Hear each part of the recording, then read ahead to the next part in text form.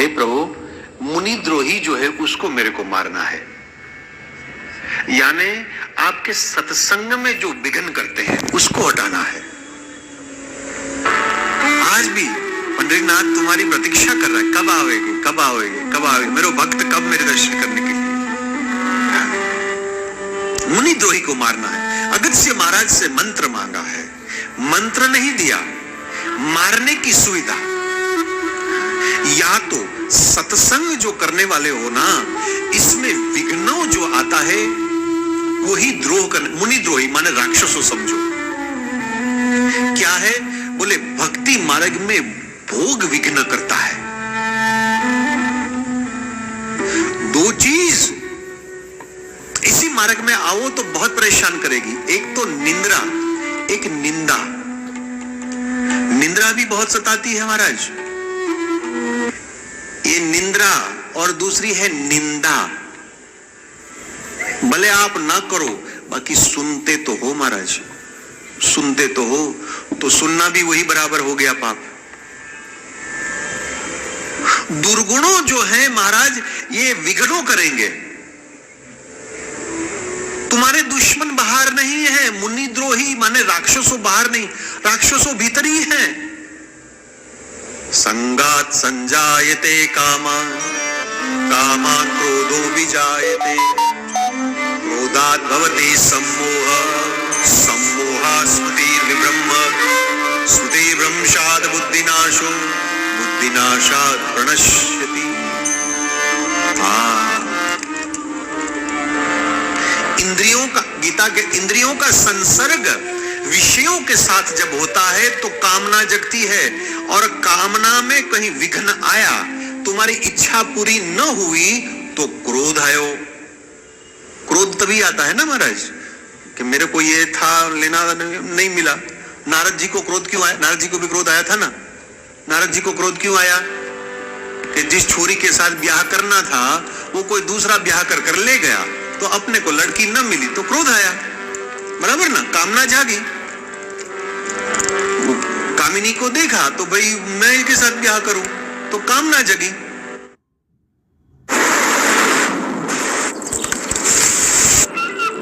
A rhythm sensed. और उसने दूसरे के साथ शादी कर ली, लड़की नहीं मिली तो क्रोध आया, भगवान को गाली दी। क्रोध का पुत्र का नाम है अपमान। क्रोध आता है वो दूसरे का अपमान करता है, ये उसका बेटा है, वो पूरा क्रम है। विवेक शक्ति गई, विवेक शक्ति गई तो गीताकार का है बुद्धि नाश हो, बुद्धि का नाश हुआ तो जिंदगी खत्म। तो ये मुनिद्रोह जो है ना, आपकी पंचवटी में कोई राक्षसों बाहर का नहीं है, आपके भीतर जो विघ्न करते हैं दुर्गुणों, उसी को मारना है। महाराज यहां से थोड़े आगे जाओ और एक पंचवटी आ रही है, वहां दो नाम बताया उसका। एक तो दंडक वन कहा है इसको। दंडक वन का अर्थ होता है बंजर, रेगिस्तान समझ लो ना, जहां फल फूलते नहीं है, तो इसको दंडक वन कहा जाता है। तो दंडक वन का कारण बताया गया है, उग्र साप मुनिवर। मुनिवर, मुनिवर का अर्थ होता है गौतम। गौतम ऋषि के श्राप की, ये गोदावरी भी जो है ना, एक समय था जो इनके लिए गंगा जी का रूप प्रकट हुई थी। ये बाकी शापित भूमि राक्षसों की वजह से उनको ये तप्पी भूमि को छोड़नी पड़ी।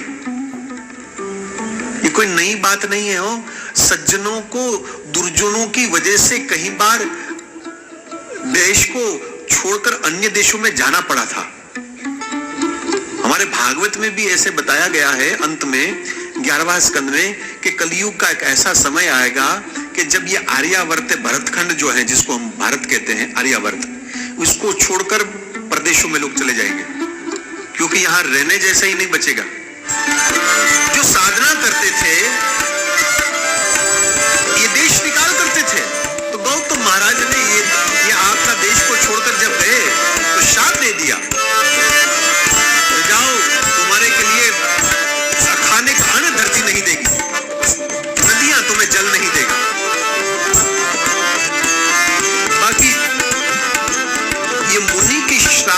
पहले अगस्त्य महाराज ने पावन पंचवटी तेहि नाउ,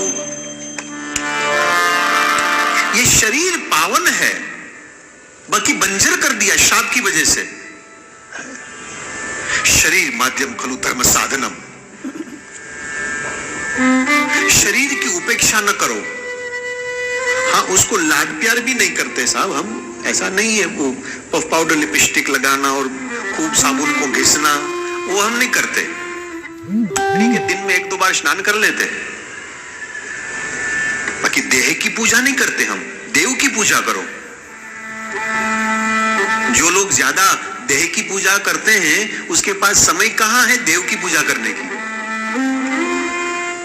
तो ये पावन पंचवटी है। अगस्त्य महाराज ने इसकी निंदा, शरीर की निंदा नहीं करी, उसकी उपेक्षा भी न करो। रोग लग जाए तो उसका इलाज तुरंत कराओ। मुसुंडी महाराज ने कह दिया कि इस शरीर नहीं होगा तो मैं भजन कैसे करूं, इसी के माध्यम से तो मेरे से कीर्तन होता है, मैं सेवा करता हूं। विषयों जो हैं उसने आपके शरीर को दंडक बंद बना दिया है।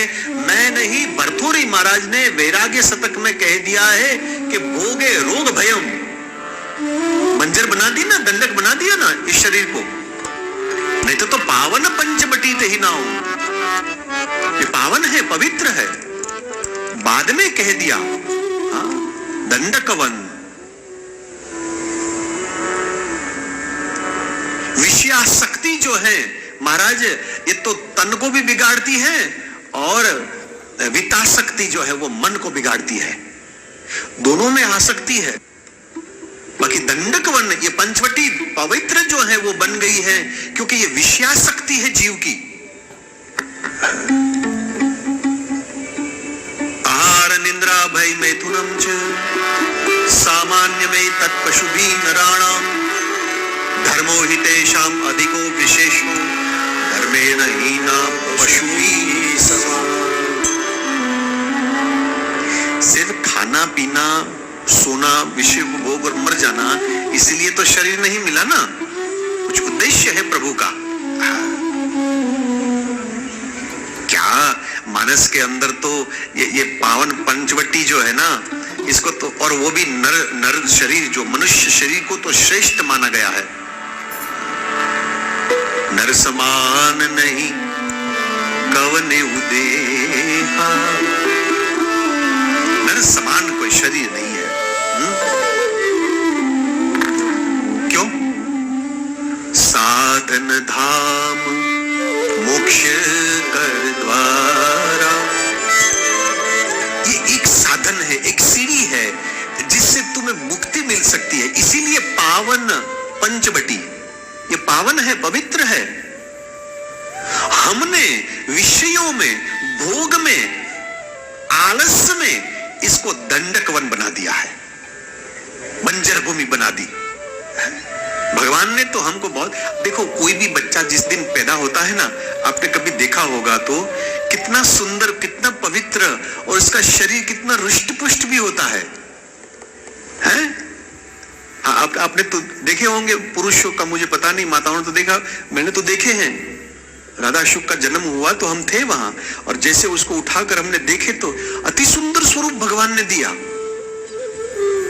पावन पंचवटी दी। बाकी जैसे जैसे ये बड़ा हुआ ना, तो इसको दंडकवन बना दिया साहब। न खाने को खाया, न पीने को पिया, भोग में ढीला कर दिया, व्यायाम किया नहीं, स्वच्छ उसको रखा नहीं, अनियमित जीवन बना दिया, तो ये दंडकवन बन जाएगा। दूसरा, पंचवटी में वैसे तो जब जन्म हुआ तो पवित्र था, क्योंकि गर्भोपनिषद में बताया गया है कि ये जीव उल्टा जो लटक रहा है ना, वो भगवान से खूब प्रार्थना कर रहा है, भगवान के साथ उसका संबंध भी है, वार्तालाप भी करता है।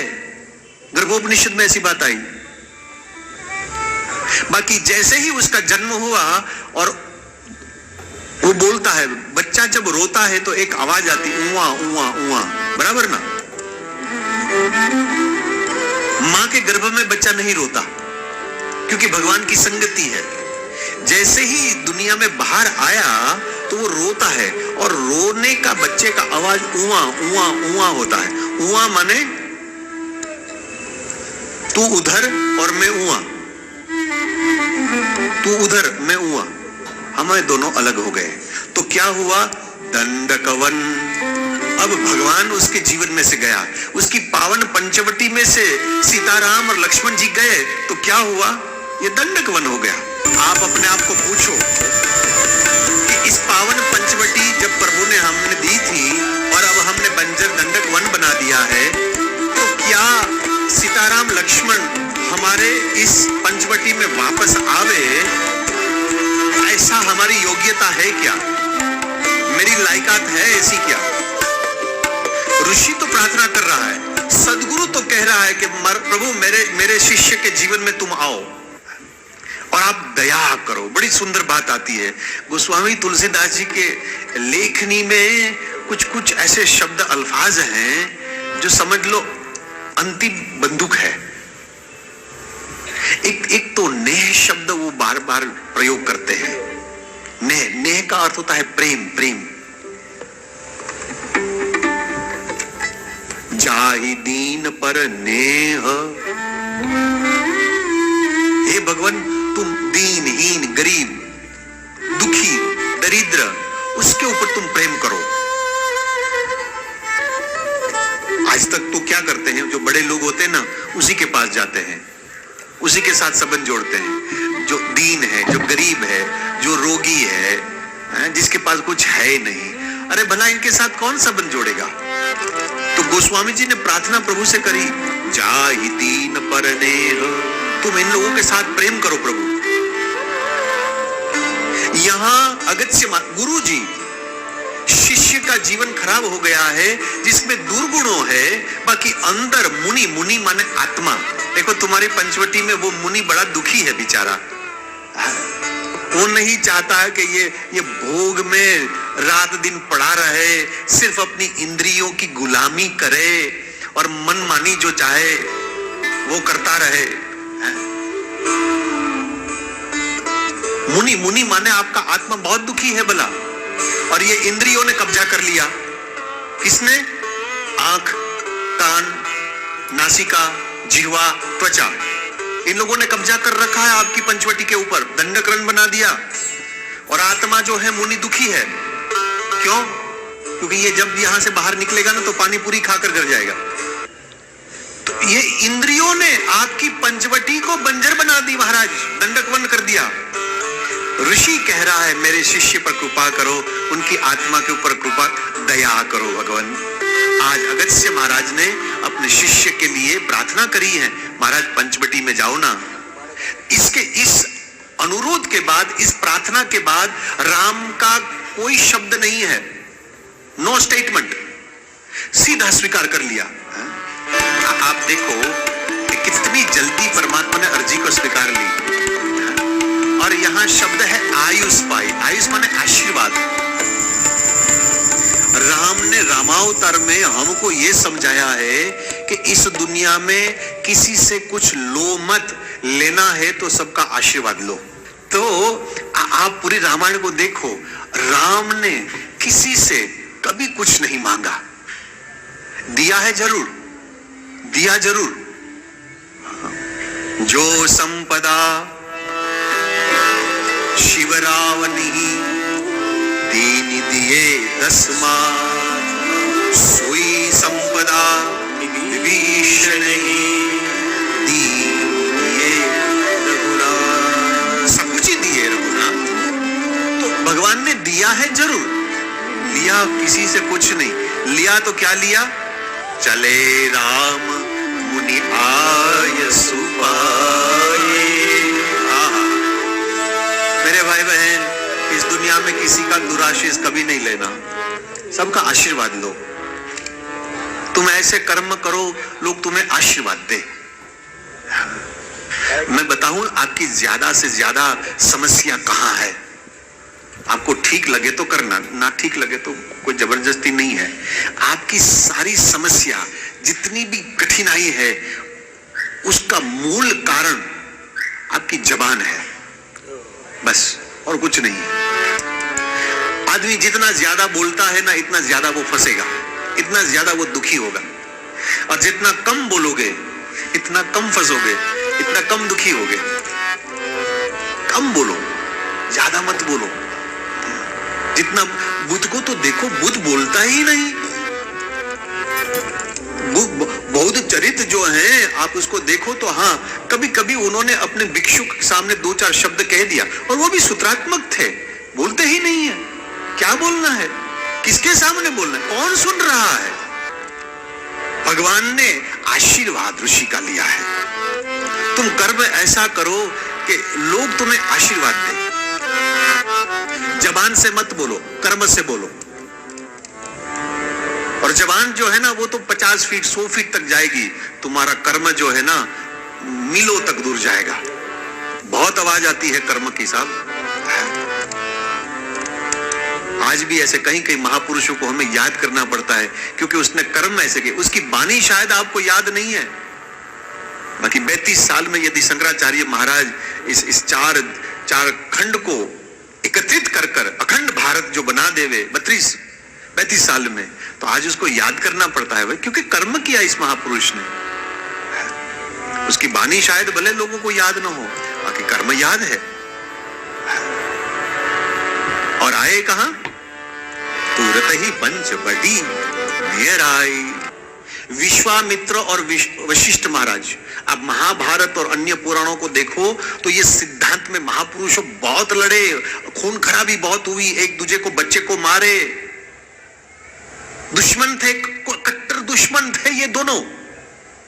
राम ने दोनों की मुलाकात करवा दी, विश्वामित्र की और वशिष्ठ महाराज की।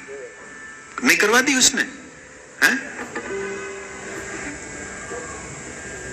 भारत और लंका के बीच में समुद्र था, एक सेतु बांधकर उसने समन्वय कर दिया। हाँ? ये नहीं किया क्या परमात्मा ने? जोड़ दिया, वहां 2 महापुरुष को जोड़ दिया, यहां 2 देश को जोड़ दिया। ये संधि करना राम का काम है, और बाकी लोगों का काम तोड़ने का है। ये जोड़ने का काम करते हैं स्थूल रूप में। क्या राम अपनी ऐश्वर्य शक्ति से 18 पद्म सेना को इधर से उधर छू मंत्र में नहीं ले जा सकते थे क्या? ये सेतु बांधने की क्या जरूरत थी? नहीं, वो ये बता रहे हैं संधि, समन्वय। तो बोले ये रास्ता जाता है शांति की ओर, और संघर्ष का मार्ग जो है वो स्मशान की ओर जाता है। भगवान ने ये कहीं नहीं किया, राम ने संधि करी है। किसके साथ करी? यहां गीधराज से बैठ गई। भगवान ने पशु पक्षियों के साथ भी संबंध जोड़े हैं। क्या भारतवर्ष की विचारधारा है, जियो और जीने दो। वेदांत का मूल सार जो है, सर्व खलु इदं ब्रह्म नेह किंचन। ये जगत ब्रह्ममय है, ये ईश्वर रूप है सारा जगत। अब कहीं से न करो विरोध, मैं किसके साथ विरोध करूं? ये सारा जगत मेरे परमात्मा का ही तो स्वरूप है। भारत का ऋषि कभी तोड़ फोड़ की बात नहीं करेगा, वो जोड़ने की ही बात करता है। और आप इतिहास भी गवाह है भाई, मेरे बात के ऊपर आपको यकीन न हो तो विश्व का मानव जाति का इतिहास आप देख लो। इस देश ने उसके ऊपर हमला किया, इस देश ने दूसरे के ऊपर चढ़ाई करी, इस देश ने उसको गुलाम कर दिया, इस देश ने उसको गुलाम कर दिया, इन्होंने इनको मारा, उसने उनके ऊपर चढ़ाई करी। सारे विश्व में जितने देश है एक दूसरे के ऊपर लड़ाई, एक दूसरे के ऊपर हमला करते रहे। इतिहास में, मानव जाति के इतिहास में आर्यावर्त, भरतखंड, भारतवर्ष ने कभी किसी के ऊपर हमला आज तक नहीं किया, आज तक नहीं किया। क्योंकि हमारी विचारधारा ही ये नहीं है भाई। वसुधैव कुटुंबकम, ये सारा जगत जो है वो सब मेरा परिवार है। ऐसी विचारधारा आपको कहीं नहीं मिलेगी, कहीं नहीं मिलेगी। क्या बतावे भारतवर्ष के बारे में? तो बोला भारतवर्ष को छोड़कर जितने भी देश, जितनी भूमि है वो सब भोग भूमि, और ये एक तीर्थ भूमि है भारतवर्ष। अन्य क्षेत्र कृतम पापम तीर्थ क्षेत्र विनश्यति।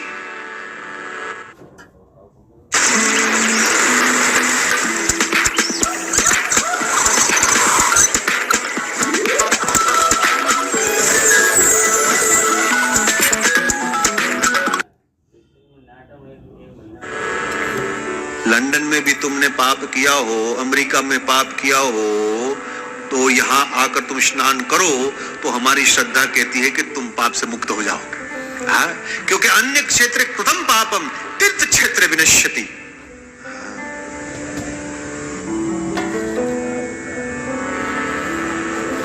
जहां आसमान से बातें करते मंदिर और शिवालय, आसमान से बातें करते मंदिर और शिवालय, ओम नमः शिवाय।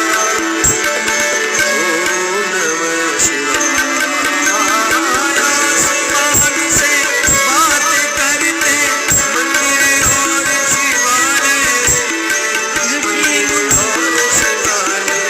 सूरज सबसे पहले आकर जाने अपना डेरा, भारत देश है जीना, ओ भारत देश है जीना।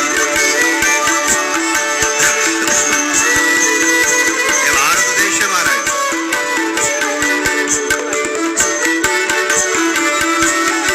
तीर्थों में आए, ये आपकी गोदावरी, ये पंचवटी, नासिक जो है महाराज बहुत बड़ा तीर्थ है। तो तीर्थों में क्या होता है? चलो मान लिया कि व्याकरणाचार्य तो कहते हैं कि भाई जिसको तुम्हें भवसागर को तारने का सामर्थ्य है उसको तीर्थ कहा जाता है। तो तीर्थों में होता क्या है? तीर्थे पाप क्षयः स्नानेन, तीर्थ में स्नान करने से पाप का क्षय होता है। तीर्थे साधु समागमः, तीर्थ में साधु पुरुषों का संगति होती है। आप कहोगे भाई नासिक में तो ऐसे लोग नहीं है क्यों नहीं है? आप लोग नहीं हो क्या? हाँ है। साधु माने कोई कपड़े पहनने वाले साधु नहीं हो महाराज। हाँ, साधु का अर्थ होता है जो निस्वार्थ से दूसरे का कार्य को सिद्ध कर दे, जहां लेश मात्र कोई आशा अपेक्षा नहीं है, वो सब साधु है। भले टाई सूट पहना हो, जीन्स पहना हो, हमें इसे कोई मतलब नहीं है भाई। पजामा कुर्ता हमें क्या मतलब, तुम क्या पहनते हो? हम कृति को नहीं देखते, हम प्रकृति को देखते हैं। तुम कैसे दिखते हो इसे हमें क्या मतलब, तुम्हारे अंदर क्या है वो देखना है। साधनोति परिकार्याणि इति साधु, दूसरे का कार्य को सिद्ध कर दे वो साधु है। तो तीर्थों में साधु का संगम होता है। तीर्थे वैराग्य चर्चा स्यात्, तीर्थों में भगवत चर्चा के साथ साथ वैराग्य की चर्चाएं होती है। और सबसे बड़ी बात, तीर्थे ईश्वर दर्शनम। हम दिल्ली वाले जो हैं वृंदावन क्यों जाते हैं? क्योंकि हर एक के घर में एक छोटा सा ठाकुरवाड़ी तो होता है, बराबर ना? छोटा सा मंदिर है जिसमें वो लड्डू गोपाल की सेवा तो कर ही रहा है। तो भाई तेरे को वृंदावन जाने की क्या जरूरत है? शनिवार रविवार वो वहां चले जाते ना, बहुत भीड़ होती है भाई। तेरे घर में ही तो है, तू क्यों जाता है? क्योंकि दिल्ली जो है ना महाराज वो तीर्थ नहीं है और वृंदावन जो है वो तीर्थ है, बस इतना ही फर्क है। सिद्धांत तो ये है कि जहां प्रभु ने लीला की हो या कोई महात्मा ने कोई तपस्या की हो, कोई तीर्थ मतलब नदी के किनारे कोई तालाब जल, इसको तीर्थ कहा जाता है। बाकी सूरदास जी महाराज तो ये कहे कि तीर्थ तो वही है जहां कोई महात्मा कोई सत्संग कर रहा है, जहां कोई हरि कथा चल रही हो, प्रभु का नाम हो, वही तीर्थ है हमारे लिए। तो एक कवि ने बड़ी सुंदर बात बताई कि हर खुशी है लोगों के दामन में, हर खुशी है लोगों के दामन में, पर एक हंसी के लिए वक्त नहीं, एक हंसी के लिए वक्त नहीं है। दिन रात दौड़ती दुनिया में जिंदगी के लिए एक वक्त नहीं। माँ की लोरी तो बहुत याद आती है, माँ की लोरी का एहसास है, पर माँ को माँ कहने का वक्त नहीं है। आंखों में है नींद बहुत लंबी चौड़ी, आंखों में है नींद बहुत लंबी चौड़ी, पर सोने के लिए भी वक्त नहीं है। दिल है घावों से भरा हुआ, दिल है घावों से भरा हुआ, पर रोने का भी वक्त नहीं। हाँ? पैसों की दौड़ में है भाई, थकान तो लगी है, बाकी आराम के लिए भी वक्त नहीं है। तू ही बताए जिंदगी, इस जिंदगी के क्या अर्थ होता है कि हर पर मरने वालों के पास मरने का भी वक्त नहीं है। वे आखिर वैसे नासिक में तो बहुत चल रहा है भाई, हम नहीं थे तब भी आप रुपया कमाना और इधर खर्च करना और उसकी उधर करना। मैं 8 दिन के पास चले जाऊंगा, वही करने वाले। बीच में थोड़ा समय मिला है मेरे भाई, आइए ये तीर्थ में स्नान करो। हाँ? क्योंकि यहाँ एक घटना घटने वाली, मैंने बताया था शुरू में, यहाँ स्वभाव का दर्शन। और जब स्वभाव का दर्शन माने एक निदान कर लिया, एक निदान करने के बाद दवा होती है ना, औषधि होती। बिना निदान तो औषधि, डायग्नोस्टिक पहले होता है, फिर ट्रीटमेंट आएगी ना। तो यहाँ बैठो, अपने स्वभाव में कौन सी बीमारी है, कौन सा असुर हमको सता रहा है। काम है, क्रोध है, लोभ है, ईर्ष्या है, मद है, अविद्या है क्या? यहां आना ही पड़ेगा। बिना सुसंगति स्वभाव नहीं सुधरता महाराज। देखो, आप गोदावरी में स्नान करो, गोमती में स्नान करो, जमुना जी में करो, गंगा जी में करो, तुंगभद्रा में करो, अलकनंदा में करो, तुम्हारा पाप धुल जाएगा। मैं भी मानता हूं। बाकी गंगा जी में स्नान करने से स्वभाव नहीं सुधरेगा साहब, स्वभाव नहीं सुधरेगा। कितने लोगों ने गंगा जी में स्नान किया है भाई? हाथ ऊंचा करो, झूठ मत बोलना। कितने लोगों ने गंगा जी में स्नान किया? करीब करीब सब लोगों ने किया है, बराबर ना। किसी ने पिछले साल किया होगा, कोई 5 साल पहले, कोई 10 साल पहले गए होंगे ना आपने स्नान, चाहे हरिद्वार, ऋषिकेश, प्रयाग, काशी, तो सब लोगों ने हाथ ऊंचा किया है। इसका मतलब आपका पाप तो धुल गया, बराबर ना। लेकिन जब से वहां से आए, तब से झूठ बोलना छोड़ दिया क्या? Smart Capital is chasing Dwarka Expressway, and here's why. In the last 5 years, certain आपने गंगा जी में जब स्नान किए ना, आपने गंगा जी में जब स्नान किए, तब आप स्वतंत्र थे। देखो, आप जब गए होंगे ना, तो आपके ऊपर कभी किसी ने जबरदस्ती नहीं करी होगी। आपने टिकट का रिजर्वेशन करवाया था, रिटर्न टिकट भी ली थी, जेब खर्च के लिए पैसा भी था आपके पास, बराबर ना। आपकी स्वास्थ्य ठीक थी, बच्चे को कहा कि भाई हम तो जा रहे हैं, 2 हफ्ते के बाद वापस आऊंगा, ठीक है, आपने कर लिया। क्योंकि गंगा जी में स्नान करने में आप स्वतंत्र थे। वहां से वापस जब आए और मैं क्रोध न करूं, इसमें आप परतंत्र हो। वहां आपको परमात्मा का साथ चाहिए। बिना परमात्मा के आधार तुम निराधार हो। इसीलिए तो गीताकार ने भी बार बार कह दिया कि हे अर्जुन, तेरे को इनके साथ लड़ना माने काम, ये दुर्योधन है, ये साक्षात क्रोधावतार हैं दुर्योधन, ये शकुनी महाराज, ये कपट, शकुनी माने कपट, दुशासन माने काम। ये कोई कहानी नहीं है। अर्जुन माने आत्मा, आत्मा तेरे को इसके साथ लड़ना है, ये दुर्गुणों के साथ, कौरवों के साथ लड़ना है, तो तू एक काम कर। बोले क्या? तस्मात् सर्वेषु कालेषु माम अनुस्मर। बस तू मेरे को साथ में रख। तू मेरे को साथ में रखेगा तो दुर्योधन भी मरेगा, ये दुशासन भी मरेगा, ये शकुनी भी मरेगा। तू अकेला नहीं कर सकता, मेरे को साथ में रख। यहां बड़ी सुंदर बात है, तीर्थ में परमात्मा है। गोदावरी के किनारे परमात्मा ने यहाँ कुटिया बनाई, और एक बड़ी कुटिया थी जिसमें श्री सीताराम जी विराजमान थे, एक छोटी कुटिया दूर बनाई जिसमें लक्ष्मण जी महाराज आराम करते थे। 2 कुटिया। और अब आगे की बात यह आती है कि जब प्रभु यहाँ पंचवटी में नहीं आए थे, पावन पंचवटी में नहीं आए थे, तब तक ये दंडक वन था, बंजर वन, वीरान वन, एक डेजर्ट जिसको कहते हैं, डेजर्ट, इसमें कुछ उगता नहीं है। अब श्री सीताराम जी आए हैं तो बहार आई। ये दोहा जो है, ये गीधराज से भेंट के बाद जो 4 चौपाई आती है, वो बहार है। ये पंचवटी इस शरीर में अब सत्य रूपी राम, भक्ति स्वरूपा श्री सीता जी और वैराग्य रूपी लक्ष्मण जी, जब आप अब ये सद्गुणों आए सत्य के साथ, तो बाहर ही आने वाली है। या तो जिसके साथ हमारा संबंध टूट गया था, देखो गर्भोपनिषद में जीव परमात्मा के साथ वार्तालाप करता है, मैत्री है, दोनों एक है, और जब जन्म हुआ तो वो संबंध टूट गया। हे जीव, बाहर लाना है तोरे को जीवन में। बाहर आप सब जानते हो, वसंत पंचमी जब आती हैं तो नए नए फूल खिलते हैं, तितलियां दिखाई देती, भंवर दिखाई देता है।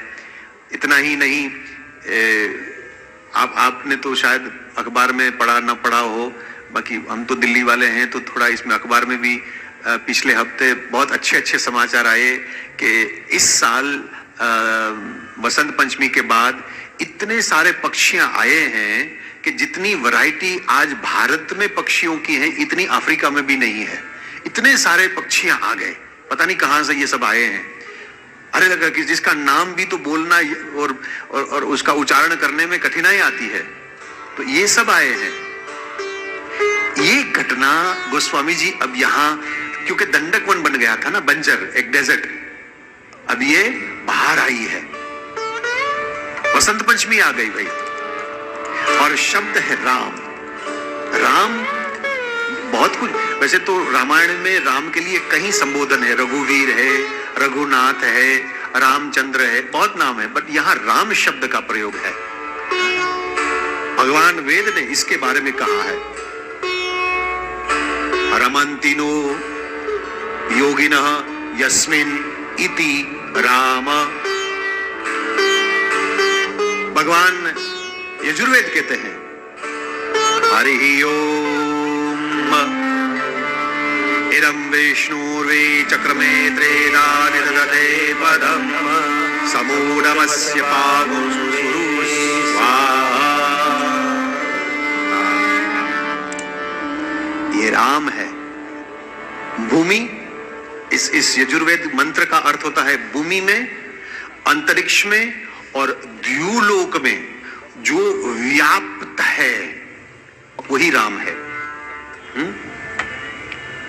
व्याप्त मीन्स ऐसी कोई खाली जगह नहीं है जहां वो न हो, इसी को राम बताया है। बाकी अभी तक मेरी पंचवटी में नहीं था। अब एक गुरु ने कहा कि इस शिष्य बंजर वन में दंडक वन बन गया है, तुम जाओ ना, तो वो आए। और वो करता क्या है, क्या करेगा? वर्षतीति वृष्णिः यः अभिलाषिनः कामान् वर्षति इति विष्णु। हमारी मनोकामना की वर्षा करेगा, इसीलिए ये राम है। राम के आगे अ लगा दो तो आराम हो जाता है, बस आराम। वो आराम देता है, और आराम की खोज सबको है। देखो, नींद में आप रुपया कमाते नहीं हो। कितने लोग नींद में रुपया कमाते हैं? कितने लोग नींद में, सपने में, कितने लोग व्यापार करते हैं भाई? करते होंगे, कई लोग करते होंगे। बाकी जागने के बाद कोई रुपया थोड़ा कमाया आपने। फिर भी सोते हो कि नहीं सोते हो? जिनके पास फुर्सत नहीं होती, बहुत बड़े व्यापारी लोग, उद्योगपति जो होते हैं, वो भी कम से कम 5-6 घंटा तो सोता ही है। रुपया नहीं कमाता, बाकी सोता है। क्यों? क्योंकि आत्मा को आराम चाहिए। अंतत गत्वा तो तुम्हें शांति चाहिए ना भाई, आराम चाहिए। और जीवन में, इस पंचवटी में, इस दंडक वन में जब ये राम आएगा तो क्या घटना घटी? सुखी भये मुनि बीते त्रासा। 2 बात बताई। एक तो मुनि सुखी हो गए और उसका त्रास दूर हो गया। राम जब जीवन में आवे तो निर्भयता आती है। पहली बात तो यह है, वेदांत का फल जो है, वेदांत का फल ही निर्भयता है। वेदांत का साधन ज्ञान है, फल निर्भयता है। ब्रह्मचर्य प्रतिष्ठायाम वीर्य लाभ। पतंजलि ने ये वीर्य माने निर्भयता। निर्भयता आएगी तुम्हारे जीवन में, राम जो आए तो। और त्रास, गोस्वामी जी ने शब्द लिखा है त्रास है। ये भूख लगती है ना तो देखो आपको कितना बेहाल कर, ये त्रास है। प्यास लगती है तो कितनी गाली गलौच देते हो आप। बिल्कुल 1 बजे थाली परोसी नहीं तो बाप दादा तक गालियां देते हुए। सास मैया की बात कर रहा हूं भैया, बहुत गाली देती हैं। 1 बज गया, मेरा खाना किधर है। कितना कितना त्रास है तुम्हें। एक बार राम आ जाए ना फिर ये त्रास नहीं है, क्योंकि राम आ गए ना तो फिर आराम हो गया बस। अब देख लेना, परमहंस उसको कहते हैं कि खाना मिले तो वो खाता रहेगा और खाना नहीं मिले तो भी उसको कोई फर्क नहीं पड़ता। कोई सुला देवे तो वो सो जावे, कोई जगावे तो वो जागता रहेगा, कोई बिठावे तो बैठ जावे, चले तो चले। जिसकी कोई अपनी इच्छा भी अब नहीं। देह धर्म जब चला जाए, राम जीवन में आवे तो देह धर्म गया। देह धर्म गया तो फिर त्रास कहां रहा आपका। फिर सुख दुख का त्रास भी गया ना। मुनि, मुनि माने मन। मुनि का एक अर्थ होता है कि जो मन को समझे और मन को समझावे उसको कहते हैं मुनि। तो यहां शब्द ऋषि नहीं है, साधु नहीं है, संत नहीं है, यहां शब्द है सुखी भय मुनि। मुनि माने मन अब सुखी हो गया भाई, मन का जो त्रास था वो दूर गए। क्यों? राम आए, मेरे जीवन में राम आए। गौतम ऋषि के श्राप से ये पर्वत में कंदमूल मिलता है और पर्वत में से झरना निकलता है जहां से पानी आता है। आपकी गोदावरी भी तो कहीं ना कहीं पर्वत से आती होगी, मुझे नाम नहीं पता, इतना मेरा नहीं है, बाकी पर्वत से आई होगी। तो यहां ये बताया श्राप की वजह से एक तो ये पर्वत जो है कंदमूल नहीं देते थे और नदियां जो है वो जल नहीं देती थी। अब ठाकुर जी आ गए, प्रभु आए तो यहां तो नदियां बहने लगी, अपने आप बहने लगी। नदी का अमरकोश की व्याख्या है नद्यति इति नदी। नद्यति, नद्यति का अर्थ होता है खल खल खल खल खल करना, खल खल खल। अब कभी नदी जैसे तेज बहती हो ना, उसको सुनो ना तो खल खल खल खल खल खल खल खल आवाज आता है। तो नद्यति तो हो गई नदी। तो क्या मतलब है भला इसका? नदी में प्रवाह है, तालाब में प्रवाह नहीं है, समुद्र में प्रवाह नहीं है। और जिसमें प्रवाह नहीं है उसका पानी न पीने में काम आएगा, न रसोई करने में काम आता है, न स्नान करने में काम आता है, न कपड़े धोने में काम आता है। समुद्र का पानी पी सकते हो क्या आप? इसमें नहा सकते हो क्या? नहाकर बाहर आओगे ना तो ये चमड़ी जो है ना वो फटनी शुरू हो जाएगी, जो सूख गई तो फिर से शुद्ध पानी से स्नान करना पड़ता है। कपड़े भी नहीं धोया जाता, कपड़े धोगे तो फट जाता है नमक की वजह से। और रसोई में भी काम नहीं आता। क्यों? बोले इसमें गति नहीं है साहब। विराट है जरूर है, धनवान बहुत है, बहुत पैसा। हमने सुना है कि भाई बहुरत्न इसके अंदर बहुत अंदर पड़ा हुआ है। अभी विज्ञान वहां तक पहुंचे नहीं, बाकी है, एक न एक दिन बाहर निकालेंगे ये लोग। बाकी किस काम का भाई, तेरा पानी तो कोई काम नहीं आता। और ये नदियां झरना जैसी छोटी हो ना तो वो स्नान करने में भी काम आवे, पानी पीने में भी काम आवे, कपड़े धोने में भी काम, रसोई करने में भी काम आएगा। क्यों? गति है, गति। कौन सी गति है? बोले परमात्मा की नाम की गति। और क्या? प्रभु आए हैं तो जो भी दर्शन करने वाले हैं वो उसका नाम ले। हमारे वृंदावन विहारी जब वृंदावन में आए तो गोपी से लेकर लता, तरु, पक्षियां, ये जानवरों, नदियां, गैया, ये सब कन्हैया का नाम ले रहे थे और दर्शन कर रहे थे। मैं ना भूल रहा हूं तो वेणु गीतों में यही बात आई। वहां और कोई नहीं थे। गोपियां कह रही अरे सखी देख, ये चिड़िया जो है ना प्रणवालोकन कर रहे हैं अपने घरोंदे से। ये मृगसार जो है, मृगलियां, वो प्रणवालोकन कर रही है, लताओं आलिंगन दे रही है वृक्षों को, बादलों वर्षा कर रहे हैं। देख सकी, बस इसके दर्शन करती रहे, उसका नाम ले रहे हैं, प्रवाह है, भक्ति का प्रवाह है, तो सब आनंद में है। और भूल गए, बछड़े दूध पी रहे थे ना, तो माँ का दूध पीना भूल गए और मुंह के ऊपर झाग दिखाई देती थी और एक नजर से देख रहे हैं। शास्त्र कहते हैं स्वरूपेण कृतार्थम, ये हरति इति हरि, वो सिर्फ तुम्हारा दुखों को हरना, तुम्हारा पाप को हरना, इतना ही वो नहीं हरता, वो तुम्हारा मन को भी हर लेता है, तुम्हारी आंख को हर लेता है, इसीलिए उनका नाम हरि है। दिन दिन यहाँ गोस्वामी जी का आनंद हो रहा है। और बंजर वन में अब खग मृग ये सब आने लगे, वृंद के वृंद आने लगे। पानी है, खाने पीने का है, तो वो भी आए। मधुप मधुर गुंजत छबीस लहरी, यानी मुनि लोग आए हैं, आज प्रसन्नता है, तो वो गान कर रहे हैं। देखो, जब मन भी प्रसन्न हो ना, तो भजन करने में आनंद होता है। मन प्रसन्न हो, शांति हो, तो भजन कीर्तन करने में भी आनंद होता है। और कहीं पति के साथ झगड़ा हुआ और फिर पाठ पूजा करने के लिए मंदिर में बैठना हो ना, तो पूजा में मन नहीं लगता है।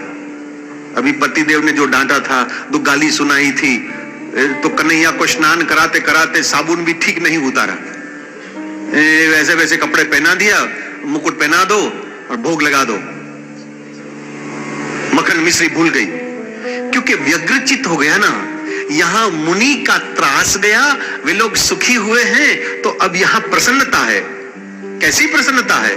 बोले उसका वर्णन साक्षात हजार मुख वाले शेष महाराज उसका वर्णन करे तो भी उसका वर्णन नहीं हो सकता है। क्यों? क्योंकि ये आया ही ऐसा है। कौन आया यहां? हमारे भीष्म पितामह ने भीष्म पर्व में, महाभारत में कह दिया, यस्य स्मरण मात्रेण जन्म संसार बंधनात् विमुञ्चते नमस्तस्मै विष्णवे प्रभविष्णवे नमः समस्त भूतानां आदि भूताय भूभृते। विष्णवे प्रभविष्णवे, इसी का ही आया है। क्योंकि एक तो दर्शन प्रभु का हो रहा, पहले दर्शन कहां था? ये तो थे नहीं। आज खग मृग मुनि पक्षी जीव मात्र प्रभु का दर्शन कर रहे हैं। पंचवटी में प्रभु का आगमन हुआ है, तो हर एक के पास एक तो मन है, एक तो बुद्धि है और तीसरी निष्ठा है। ये तीनों चीज किसकी प्रति है? ये जो बाहर आई है ना, पंचवटी में बसंत आई है, तो जितने लोग थे प्रभु का दर्शन जब कर रहे हैं, तो मन जो है वो अनुकूलता और प्रतिकूलता से ऊपर उठा हुआ है, जब ही प्रसन्नता है, नहीं तो प्रसन्नता नहीं आएगी। बुद्धि जो है, बुद्धि की पूर्णता परमात्मा में है। तो क्या किया इन लोगों ने? बुद्धि जो है दर्शन करते करते परमात्मा को सौंप दी। तीसरी चीज, हर एक जीव में एक निष्ठा होती है और हर एक जीव ने राम से अपनी अभिन्नता, मैं उससे अलग नहीं हूं। हमारे वेदांत का 4 मुख्य वाक्य, अयम आत्मा ब्रह्म, प्रज्ञानन ब्रह्म, तत्वमसि और अहम ब्रह्मास्मि, इसमें जीव और शिव आत्मा परमात्मा की एकता है। हमारी इस पंचवटी ये वानप्रस्थ अवस्था में, देखो जवानी में तो हम उसको लाए नहीं, वृद्धावस्था तो कम से कम हम सुधारे। इसीलिए वानप्रस्थ में, पंचवटी में ये बंजर जो बन गई थी, भोग विलास में जो डूब गए थे, ये तमाम दुर्गुणों ने हमको त्रास दिया थे। अब श्री सीताराम जी लक्ष्मण जी का आगमन हुआ है। श्री राम जय राम जय राम, श्री राम जय राम जय जय राम।